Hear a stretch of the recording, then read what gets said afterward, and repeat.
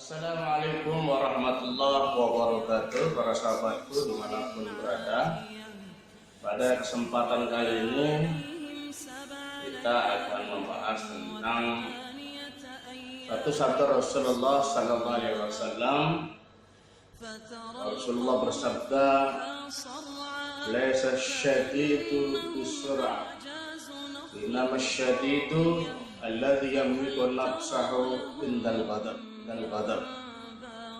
Rasulullah bersabda, bukanlah orang yang hebat itu orang yang berotot kar, berbadan besar kuat, tapi ternyata orang yang hebat menurut Nabi bukan itu.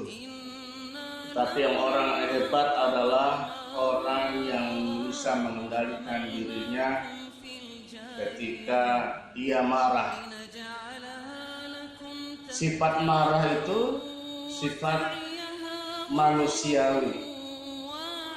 Siapapun bisa marah, bahkan anak kecil pun bisa marah.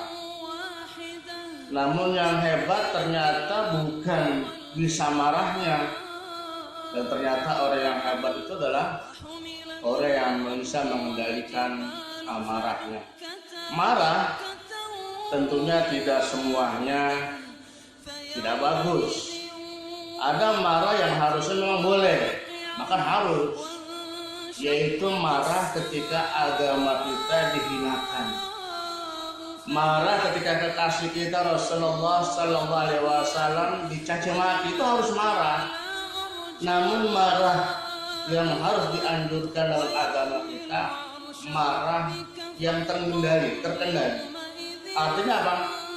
Kita akan memberikan efek jerak kepada orang-orang yang mencaci maki, yang menghinakan, baik mencaci maki, menghinakan agama kita, atau mencaci maki, menghinakan Rasulullah, dengan kemarahan yang mengatur strategi yang advokat, yaitu para pengacara, bisa andil bagaimana melampiaskan kemarahannya dalam membela agama. Para ulama silahkan marah dengan porsi sebagai ulama yang mempunyai kekuatan. Silahkan marah kalau agamanya diberikan. Dengan jalur dia punya kuasa, itu boleh. Justru kalau kita tidak marah, agama kita dihinakan, atau agama kita dicaci maki, atau Rasulullah dihinakan, kita diam saja. Itu kata Buya Hamka, silakan memakai kain kapan. Artinya apa? Berarti kalau kita sudah tidak sensitif terhadap agama kita yang dihinakan, sama saja kita sudah meninggal dunia. Sifat yang tentunya selalu melekat dalam diri kita. Pertama, sifat amarah. Sifat amarah biasanya lebih identik dengan sifat setan. Setan, iblis itu cirinya marah. Jadi kalau marah itu melampiaskan membagi buta, itu iblis. Sifat yang kedua, sifat penyabar. Sifat penyabar itu biasanya lebih identik dengan sifat para malaikat. Ada lagi sifat yang menunjukkan hampir sama dengan setan, yaitu lebih cenderung kepada hawa nafsu, emosi, yaitu sifat hewan. Hewan itu punya nafsu, punya marah, tapi membedakan hewan dengan manusia itu adalah dengan akalnya, otaknya. Nah, kenapa marah itu lebih identik dengan setan? Kita sering mungkin diajarkan awalul ghadabi jununun wa akhiruhu nadam. Orang yang marah itu sama ketika itu dalam keadaan marah, junun. Orang yang marah saat itu adalah seperti orang yang hilang akal, karena tidak terkendali ucapan, tingkah laku dan perilaku. Dan rata-rata orang yang marah itu wa akhiruhu nadam, akan berakhir pada penyesalan. Antara setan dan Allah dilukiskan dalam tinta emas Al-Quran bahwasanya para setan itu berkata, Fabima aghwaytani la'udanna lahum siratal mustaqim.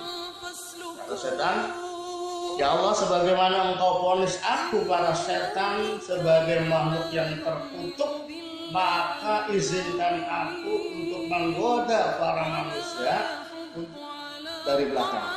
Hampir seluruh penjuru arah mata angin setan datang untuk menggoda, karena setan itu akan mencari teman untuk menemani mereka nanti di neraka. Wala tajidna aktsarhum syakirin. Dan nanti kau tidak akan dapatkan mereka sebagai makhluk-makhluk yang bersyukur.